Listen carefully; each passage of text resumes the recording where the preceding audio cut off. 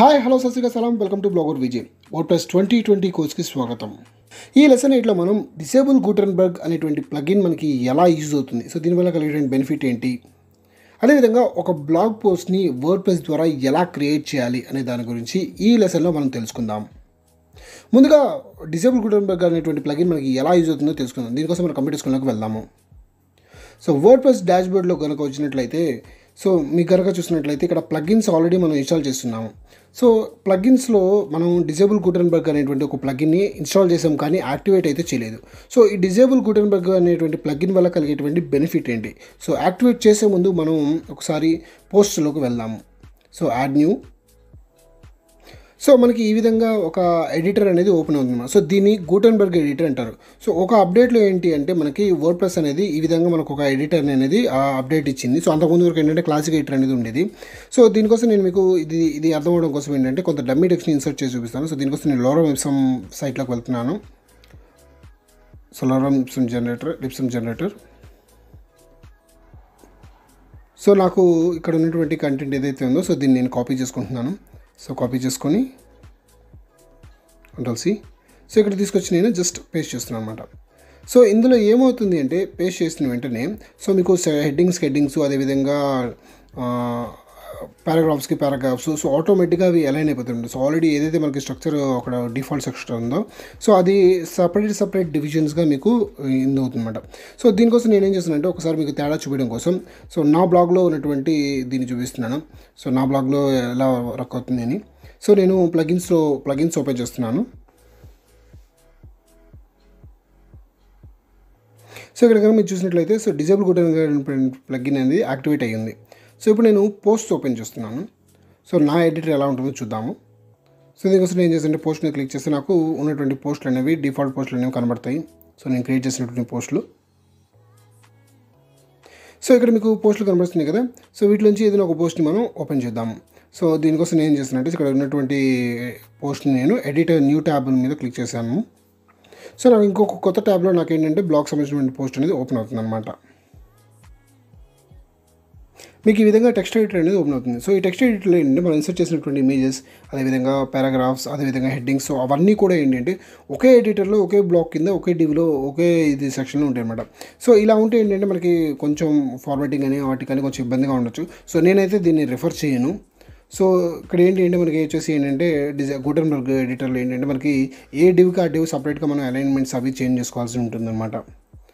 So అది కొంచెం ఇబ్బందిగా ఉండొచ్చు. అయితే అందులోనే ఏంటంటే నాకు ఈ డిజేబుల్ గుటెన్బర్గ్ ఎడిటర్ పెద్దగా అవగాహన లేదు. సో అందుకని నేను ఏం చేస్తానంటే మళ్ళీ వర్డ్ప్రెస్లోకి వచ్చేస్తున్నాను. సో ఇక్కడ వచ్చేసి ఏంటంటే సో చూసారా డ్రాఫ్ట్లో ఉంది. So plugins.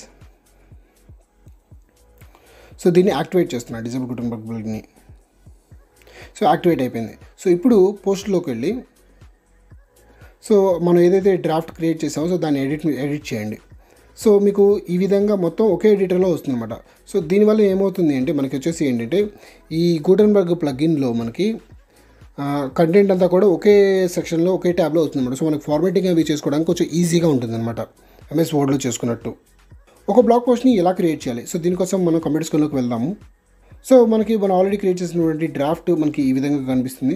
సో దీన్ని మనం ఒక కొత్త పోస్ట్ని క్రియేట్ చేసుకున్నాం. సో దీనికోసం నేను ఏంటంటే ఈ డమ్మీ దాన్ని మూవ్ టు ట్రాష్ మీద క్లిక్ చేస్తున్నాను.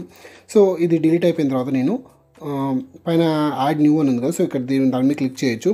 సో దాని మీద క్లిక్ చేసి మీకు ఏంటంటే ఈ విధంగా ఒక న్యూ పోస్ట్కి సంబంధించినటువంటి ట్యాబ్ అనేది ఓపెన్ అవుతుంది అనమాట. సో నేను బ్లాగ్ కోసం ఒక బ్లాగ్ పోస్ట్ని ఆల్రెడీ రాసి పెట్టాను. సో దాన్ని మనం డైరెక్ట్గా ఇన్స్టాల్ చేసుకున్నాం. సో ఓకే, సో బ్లాగ్ పోస్ట్ని MS వర్డ్లో క్రియేట్ చేసి పెట్టాను నేను. సో దీన్ని జస్ట్ మీరు కాపీ పేస్ట్ చేసుకోవచ్చు ఈజీగా. సో ఇక్కడ ఉన్నటువంటి మొత్తాన్ని కూడా నేను మొత్తం Ctrl+C. ఇక్కడ వచ్చేసి ఈ బ్లాగ్ పోస్ట్ యొక్క టైటిల్ అనమాట.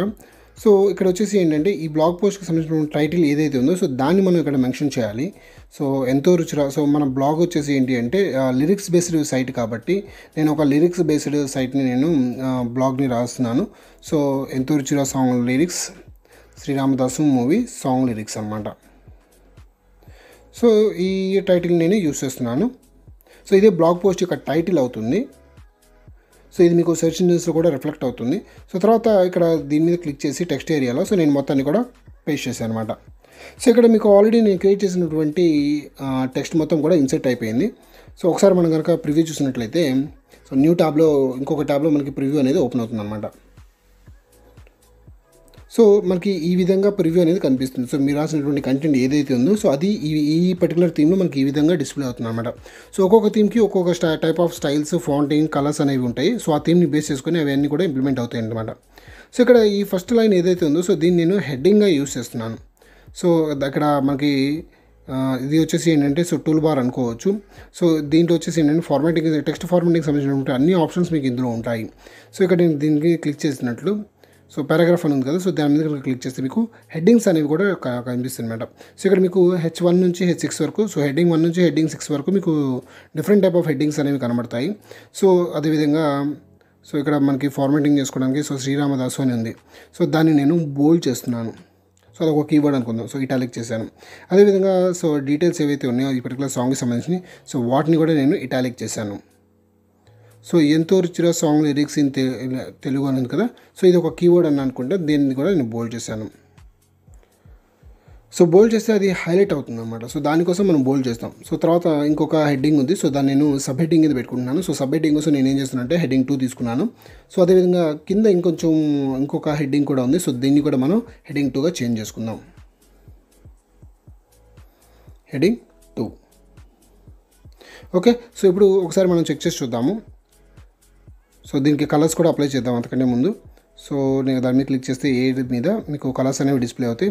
సో కలర్ మీద క్లిక్ చేస్తే మీకు ఆ కలర్ అనేది అప్లై అవుతుంది. సో అదేవిధంగా రిమైనింగ్ హెడ్డింగ్స్ కూడా మనం కలర్స్ అనేవి చేంజ్ చేయొచ్చు. సో మీకు ఇలా మీకు దేనికి కావాలంటే దానికి మీరు కలర్ అనేది అప్లై చేయొచ్చు అనమాట. ఓకే. సో ఒకసారి డ్రాఫ్ట్స్ ఏవైతే మనం ప్రివ్యూ చూడొచ్చు. ప్రివ్యూ సో లోడ్ అయింది. సో ఇప్పుడు చూడండి. సో మీ యొక్క చేంజెస్ అనేవి రిఫ్లెక్ట్ అయ్యాయి. సో ఇక్కడ కనుక మీరు చూసినట్లయితే సో ఎంతో రుచిరా అనేది హెడ్డింగ్ 1 వచ్చింది. సో దాని బ్లూ కలర్ అప్లై అయింది. అదేవిధంగా తర్వాత ఉన్నటువంటి ఇది వచ్చేసి హెడ్డింగ్ 2 అయింది, సబ్ హెడ్డింగ్ అయింది. సో దానికన్నా ఫాంట్ సైజ్ తక్కువ ఉంటుంది. అదేవిధంగా కొంచెం కింద కనుక వచ్చినట్లయితే మీకు సో ఇంకో హెడ్డింగ్ కూడా వచ్చిందన్నమాట. సో ఈ విధంగా మనం ఏంటంటే సో బేసిక్ లెవెల్లో మనం ఫార్మాటింగ్ చేసి మనం ఒక బ్లాగ్ పోస్ట్ని క్రియేట్ చేయొచ్చు. సో ఇంకా మనం ఏమైనా చేంజెస్ చేయొచ్చా? సో ఇక్కడ ఉన్నటువంటి దీని ఏదైతే ఉందో సో మనం అలైన్మెంట్స్ చేంజ్ చేసి చూద్దాం. సో నేను మొత్తాన్ని కూడా సెంటర్ అలైన్మెంట్ చేశాను అనమాట. సో చాలా సింపుల్గా మనం ఫార్మాటింగ్ కూడా చేసుకోవచ్చు. సో MS వర్డ్ కనుక బేసిక్ ఐడియా కనుక ఉంటే సో చాలా ఈజీగా మీరు ఫార్మాటింగ్ అనేవి చేసుకోవడానికి కూడా ఈ WordPressలో మనకి అవైలబిలిటీ ఉంటుంది.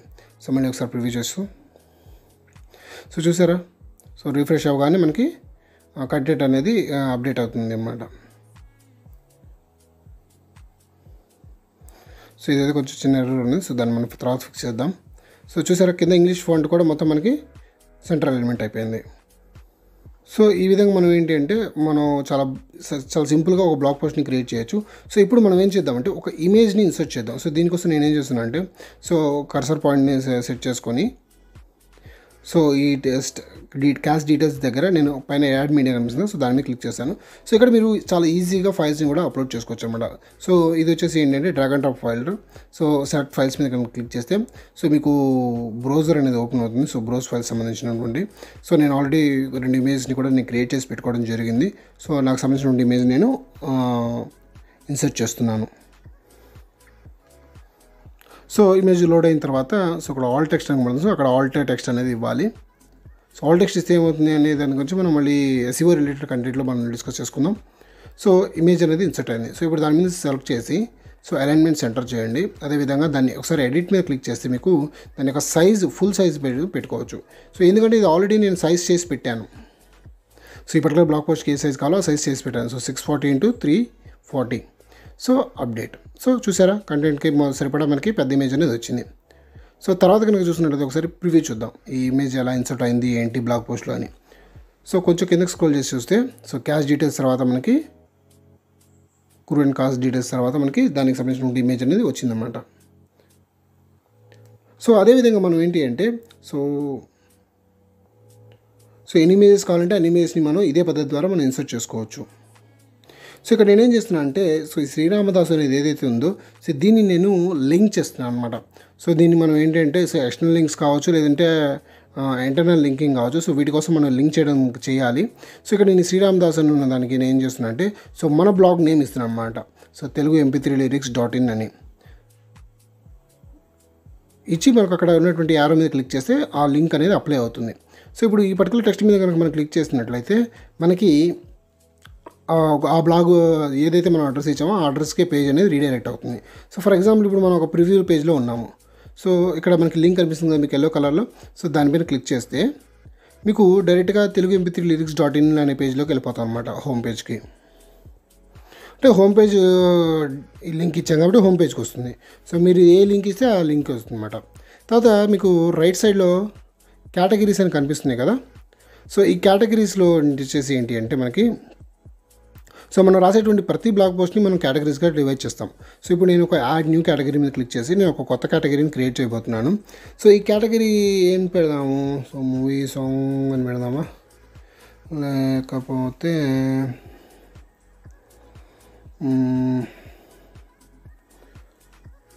సో డెవోషనల్ సాంగ్స్ అని సాంగ్ లిరిక్స్ అని పెడదాము.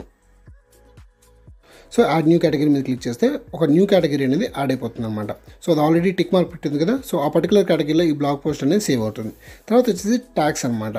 సో ఈ ట్యాగ్స్లో వచ్చేసి ఏంటి అంటే సో మన బ్లాగ్ని కనుక ఎటువంటి సర్చ్ కీవర్డ్స్, సో కీవర్డ్స్ అంటారు కదా, సో ఎలాంటి సెర్చ్ రిజల్ట్స్ మన బ్లాగ్ పోస్ట్ని ర్యాంక్ చేయాలి అనే దానికోసం ఈ ట్యాగ్స్ అనేవి ఉపయోగపడతాయి. So mp3 lyrics in Telugu, అదేవిధంగా Telugu songs lyrics in Telugu. So మీకు కావాల్సినటువంటివి ఏవైనా కూడా, so Sri Ramadasu movie lyrics, song lyrics అని. సో మీకు కనుక యూట్యూబ్ ట్యాగ్స్ ఇంకా ఐడియా ఉంటే సో ఇది కూడా సేమ్ అదే ప్రొసీజర్ అనమాట. సో ఈ విధంగా మీరు ఏంటంటే ట్యాగ్స్ని యాడ్ చేయొచ్చు. మీకు ఎన్ని ట్యాగ్స్ కావాలంటే అన్ని ట్యాగ్స్ యాడ్ చేయొచ్చు. సో కొన్ని పర్టికులర్ ట్యాగ్స్కి ఏంటంటే ఈ బ్లాగ్ పోస్టులు అనేవి ర్యాంక్ అవుతాయి. సో కింద వచ్చేసి మీకు ఫీచర్డ్ ఇమేజ్ అని ఒక సెక్షన్ కనిపిస్తుంది. సో ఈ ఫీచర్డ్ ఇమేజ్ అని మీకు ఎక్కడ ఉపయోగపడుతుంది అనేది నేను మళ్ళీ చూపిస్తాను. సో డ్రాగ్ చేసుకొని, సో మీకు ఆల్రెడీ నేను దీని సైజ్ కూడా పెట్టుకున్నాను. సో 150x150, సారీ 200x200 పెట్టాను. సో ఆల్ టెక్స్ట్ కూడా ఎంటర్ చేసి సో సెట్ ఫీచర్డ్ ఇమేజ్ పెట్టండి. సో ఈ ఫీచర్డ్ ఇమేజ్ కూడా మీకు టెక్స్ట్లో మీకు SEOలో హెల్ప్ అవుతుంది. సో ఫీచర్డ్ ఇమేజ్ కూడా వచ్చేసింది అనమాట. సో పబ్లిష్ మీద క్లిక్ చేద్దాం. సో పబ్లిష్ మీద క్లిక్ చేస్తే మనకి సో ఈ బ్లాగ్ పోస్ట్ అనేది పబ్లిష్ అయిపోతుంది అనమాట. సో మీకు కనుక URL లింక్ కూడా వచ్చేసింది అనమాట, పర్మా లింక్. సో మీ బ్లాగ్ టైటిల్ ఏదైతే ఉంటుందో సో URL కూడా అదే ఉంటుంది. సో పైన మీకు పోస్ట్ పబ్లిష్ చేయడం కనిపిస్తుంది కదా. సో దాని మీద వ్యూ పోస్ట్ మీద క్లిక్ చేస్తే సో ఈ విధంగా మీ యొక్క బ్లాగ్ పోస్ట్ అనేది పబ్లిష్ అయింది అనమాట. సో ఇది బ్లాగ్ పోస్ట్ ఎలా పబ్లిష్ అయింది అంటే చూడండి. సో మీ యొక్క పర్మా లింక్ చూసినట్లయితే మీ బ్లాగ్ టైటిల్ ఏదైతే ఉందో సో అదే నేమ్తో మీ యొక్క URL అనేది క్రియేట్ అయిందనమాట. సో ఇది ఆటోమేటిక్గా క్రియేట్ అవుతుంది. కావాలంటే మీరు దాన్ని తర్వాత చేంజ్ చేసుకోవచ్చు SEO ఫ్రెండ్లీగా ఉండే విధంగా. సో కింద కనుక మనం చూసినట్లయితే ట్యాగ్స్ మనం ఏవైతే ఇచ్చామో అవి కూడా మనకి ఇక్కడ డిస్ప్లే అవుతున్నాయి అనమాట. ఫర్ ఎగ్జాంపుల్ మీరు ఏ బ్లాగ్ పోస్ట్ ఏవైతే ట్యాగ్ మీద క్లిక్ చేస్తే ఆ ట్యాగ్కి మనం లింక్ చేసినటువంటి బ్లాగ్ పోస్టులు అన్నీ కూడా ఒక సెక్షన్లో మీకు సెర్చ్ రిజల్ట్స్ లాగా కనిపిస్తాయి అన్నమాట. సో ఇప్పుడు కనుక మనం హోమ్ పేజ్ మీద క్లిక్ చేస్తే సో మనం క్రియేట్ చేసినటువంటి బ్లాగ్ పోస్ట్ వచ్చేసి టాప్లో కనిపిస్తుంది అన్నమాట. సో మనం క్రియేట్ చేసినటువంటి థంబ్నెయిల్ ఇమేజ్ ఏంటంటే ఇక్కడ మీకు ప్రివ్యూ చూపిస్తుంది. సో అందుకని ఏంటంటే కంపల్సరీగా థంబ్నెయిల్ ఇమేజ్ అనేది మనం యూజ్ చేయాలి, ఫీచర్డ్ ఇమేజ్ అనేది. సో ఇది గైస్ ఈ లెసన్. మళ్ళీ మనం నెక్స్ట్ లెక్చర్లో కలుద్దాం. Thanks for watching. Bye bye, see you.